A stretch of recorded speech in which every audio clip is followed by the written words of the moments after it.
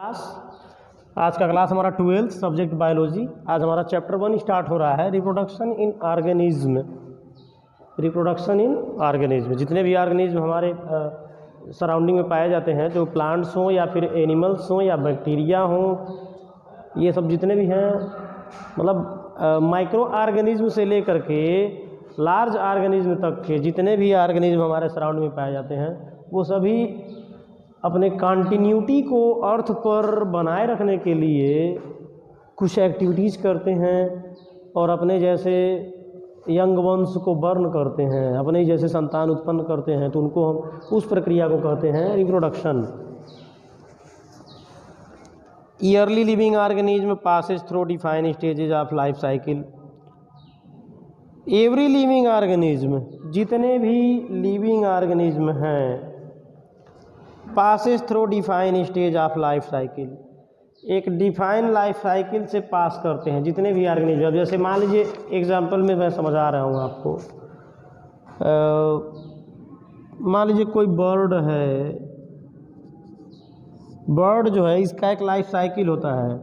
एक young bird है तो उससे क्या निकलेगा, एग। उसके एग जब टूटेंगे तो उसमें से निकलेंगे उसके चीक, चूजे, और ये चूजे बड़े होकर के बर्ड बन जाएंगे। फिर से ये बर्ड एग देंगी, वो फिर चिक बनेगा, तब फिर बर्ड। ये साइकिल हो गया, ये एक लाइफ साइकिल है। तो इस तरह से जितने भी ऑर्गेनिज्म हैं, सबका जो लाइफ है वो एक साइकिल के दौरान ख़त्म होता है। अब चूँकि ये तो वो हो गया इसका वो लाइफ साइकिल। अब जैसे हम ह्यूमन में आते हैं, हम लोग अपना एग्जाम्पल बढ़िया समझ सकते हैं। हम ह्यूमंस जो हैं, पहले तो हम लोग क्या होते हैं, बिल्कुल बेबी,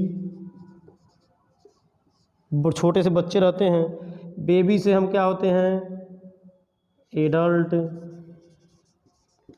एडल्ट से हम लोग हो जाते हैं ओल्ड, और ओल्ड के बाद हो जाता है हमारा डेथ। पहले हम लोग छोटे बच्चे होते हैं, बच्चे से हम बड़े होते हैं, उसके बाद बूढ़े हो जाते हैं, और अंत में हम मर जाते हैं, मृत्यु हो जाती है हमारी, डेथ। तो ये हो गया लाइफ साइकिल। अब मान लीजिए कोई ऑर्गेनिज्म इस अर्थ पर आया, पहला ऑर्गेनिज्म मान लीजिए आया, रिप्रोडक्शन मान लीजिए नहीं हो रहा है, हमको नहीं पता है क्या है रिप्रोडक्शन। कोई भी ऑर्गेनिज्म धरती पर आया, बेचारा अपना पूरा जीवन जिया, मर गया, ख़त्म हो गया, उसका तो प्रजाति ही नष्ट हो गया, कोई नहीं आया उसके बाद। It takes birth. अब देखिए, every living organism passes through define stage of life. It takes birth, पहले वो जन्म लेता है, कोई भी ऑर्गेनिज्म पहले जन्म लेता है। देन मैच्योर्स थ्रू ग्रोथ, तब वो मैच्योर होता है, ग्रोथ करके, वृद्धि करके परिपक्व होता है। Reproduces a finally dies due to ageing, और वो मरने से पहले रिप्रोड्यूस करता है। The period from birth to natural death, जन्म से लेके प्राकृतिक मृत्यु के बीच का जो समय होता है वो लाइफ स्पैन कहलाता है, जीवन अवधि कहलाता है, लाइफ स्पैन। ये क्या है, बर्थ से लेकर के और जब तक वो नेचुरल डेथ तक नहीं चला जाता। जैसे मान लीजिए हमारा ही जन्म हुआ, जन्म होने के बाद हमारा नेचुरल डेथ कब होगा, अब हम भी नहीं जाना कब होगा, लेकिन प्राकृतिक मृत्यु जब होगी, प्राकृतिक मृत्यु में दुर्घटनाएं वगैरह नहीं आती हैं, मतलब रोड एक्सीडेंट वगैरह नहीं आता है, हम बूढ़े हो के मरेंगे, तो वो है नेचुरल डेथ। तो उस अवधि को कहते हैं लाइफ स्पैन, जीवन काल। तो ये तो समझ में आ गया आपके। The life span of an organism is not necessary correlated with their body size. किसी भी ऑर्गेनिज्म के बॉडी साइज पर डिपेंड नहीं करता है कि वो कितने ईयर तक या कितना बड़ा उसका लाइफ स्पैन है। It can vary from less than 1 day to more than 400 years. यह एक दिन से लेकर के 400 सालों से अधिक भी हो सकता है। For example, the mango tree has a shorter life span. जो मैंगो ट्री होता है, आम का पेड़, उसका लाइफ स्पैन शॉर्टर होता है, उसका जीवन अवधि कम होता है as compare to banyan tree. जब बनियान ट्री का कंपैरिजन करेंगे, बरगद का पेड़, बनियान ट्री, ये कितने दिनों तक रहता है भाई, 1000 ईयर्स इसका लाइफ स्पैन है। बरगद के पेड़ की उम्र 1000 वर्ष होती है लगभग, एक्सप्रॉक्सीमेटली ये 1000 ईयर्स तक जो है लाइफ स्पैन करता है। इसके बाद क्या आता है, फॉर एग्जाम्पल तो समझ गए। Both are the same size. अब देखिए दोनों सेम साइज के होते हैं, मैंगो ट्री बड़ा होता है और बरगद का ट्री भी बड़ा ही होता है, दोनों सेम साइज के हैं, लेकिन साइज के अकॉर्डिंग उनका लाइफ स्पैन सेम नहीं है। मैंगो का लाइफ स्पैन बहुत कम है और बनियान ट्री का बहुत ज़्यादा है, बल्कि साइज तो दोनों का सेम है। अब ऐसा नहीं ना कि मैंगो का पेड़ इतना छोटा है और बनियान का पेड़ बहुत बड़ा है, ऐसा तो नहीं है, दोनों का सेम होता है लगभग। तो इसलिए साइज जो है डिपेंड नहीं करता है कि किसी भी ऑर्गेनिज्म का लाइफ कितना होगा।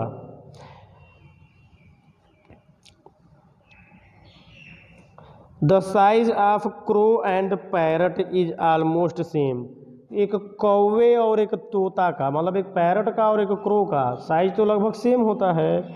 Their life span is 15 years and 140 years respectively, और उनका जो लाइफ स्पैन है वो 15 साल और 140 साल तक होता है। इर्रेस्पेक्टिव ऑफ लॉन्ग और शॉर्ट लाइफ स्पैन, लंबे और छोटे लाइफ स्पैन के कारण death is a certain phenomenon, जो मृत्यु होती है वो आने वाली स्वाभाविक क्रिया है। नो इंडिविजुअल इज इमॉर्टल, कोई भी जीव इमॉर्टल नहीं है, मतलब हमेशा धरती पर रहने वाला नहीं है। Escaped single called organism like amoeba, single celled, amoeba से लेकर के, एक कोशिकीय जीव जो अमीबा होता है वो उससे लेकर के और जितने भी बड़े बड़े ऑर्गेनिज्म हैं सब तक, किसी का भी कोई भी अमर नहीं है, मरता नहीं है। There must be some process in living organism that ensure continuity of species, this process is known as reproduction. तो ये लोग एक प्रोसेस करते हैं अपने स्पीशीज की कंटिन्यूटी को अर्थ पर बनाए रखने के लिए। जितने भी ऑर्गेनिज्म धरती पर पाए जाते हैं ये कभी न कभी तो मर जाते हैं, लेकिन मरने से पहले, अब जैसे मान लीजिए हम पैदा हुए, हम मर गए, कोई भी इंसान पैदा हुआ मर गया और वो मरने के पहले कुछ नहीं किया। कोई पौधा मान लीजिए आम है, आम का पेड़ बड़ा हुआ और मर गया, बूढ़ा हो गए पेड़, और उसका ना कोई फल लगा ना कोई बीज, तो क्या उसका स्पीशीज धरती पर रहेंगे? नहीं। तो वो क्या करेगा, अपने जीवन में हर साल आम के फल आ जाते हैं, उसमें सीड होता है, सीड के अंदर बेबी प्लांट होता है, वो ग्रो करके उसकी कंटिन्यूटी, लाइफ के कंटिन्यूटी, ऑर्गेनिज्म के कंटिन्यूटी को अर्थ पर बनाए रखता है। इसके बाद आता है रिप्रोडक्शन। तो reproduction is a biological process in which the organism gives rise to young ones or offspring similar to itself। कोई भी ऑर्गेनिज्म अपने सिमिलर एक यंग वंश को बर्थ करता है, ये प्रोसेस कहलाता है रिप्रोडक्शन। तो जिसमें जेनेटिक मटेरियल जो होता है डीएनए को हम लोग जेनेटिक मटेरियल कहते हैं। ये जेनेटिक मटेरियल करता क्या है, ट्रांसफर करता है ऑर्गेनिज्म के सभी कैरेक्टर को। अब जैसे ह्यूमन का बच्चा ह्यूमन होता है, क्यों होता है भाई? क्योंकि उसके जो जेनेटिक मटेरियल हैं वो उसके मदर और फादर पेरेंट्स से मिले हुए होते हैं। तो ये हो गया आपका reproduction. It is one of the fundamental characteristic of living organism. जितने भी लिविंग ऑर्गेनिज्म हैं इन सबका एक फंडामेंटल कैरेक्टरिस्टिक है रिप्रोडक्शन।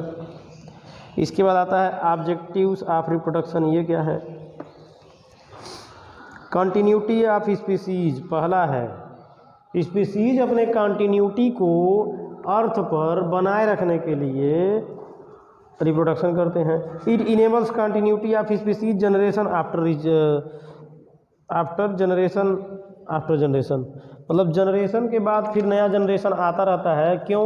इसके कारण पॉसिबल है। अब जैसे मान लीजिए हम लोग ह्यूमन हैं, तो हम लोगों का जो ये जनरेशन चल रहा है, इसके पहले कोई ना कोई जनरेशन था, उसके पहले भी कोई जनरेशन था, उसके पहले भी था, मतलब पृथ्वी पर कई सालों से ह्यूमन्स जो है डेवलप करते करते चले आ रहे हैं। तो जनरेशन बाय जनरेशन जो है ये डेवलपमेंट किसके थ्रू संभव है, पॉसिबल है, रिप्रोडक्शन के थ्रू पॉसिबल है। दूसरा है पॉपुलेशन ग्रोथ। पॉपुलेशन भी तो ग्रोथ होनी चाहिए। पृथ्वी पर मान लीजिए पॉपुलेशन कैसे ग्रोथ होगा, कोई भी प्लांट हो या फिर कोई एनिमल हो, वो अपने पॉपुलेशन को ग्रो करने के लिए क्या काम करता है भाई, रिप्रोडक्शन करता है। रिप्रोडक्शन करेगा तभी उसका पॉपुलेशन जो है अर्थ पे ग्रो करेगी। तीसरा है population organisation. Reproduction maintains the continuity of various phases and age group of the organism of a population.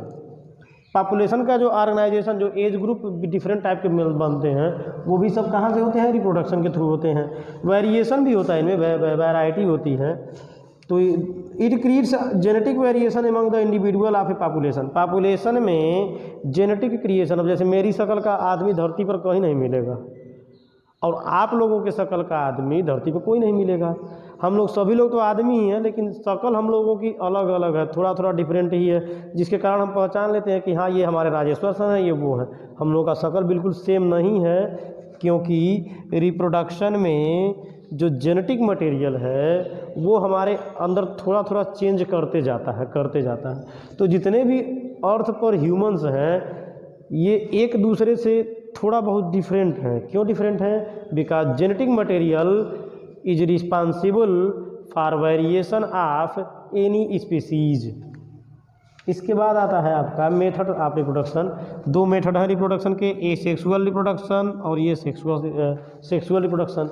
A sexual में एक ही ऑर्गेनिज्म अपने जैसे संतान उत्पन्न कर लेगा, और सेक्सुअल रिप्रोडक्शन में दो अपोजिट सेक्स वाले ऑर्गेनिज्म चाहिए होंगे, जिसमें मेल और फीमेल आते हैं, तो ये सेक्सुअल रिप्रोडक्शन है।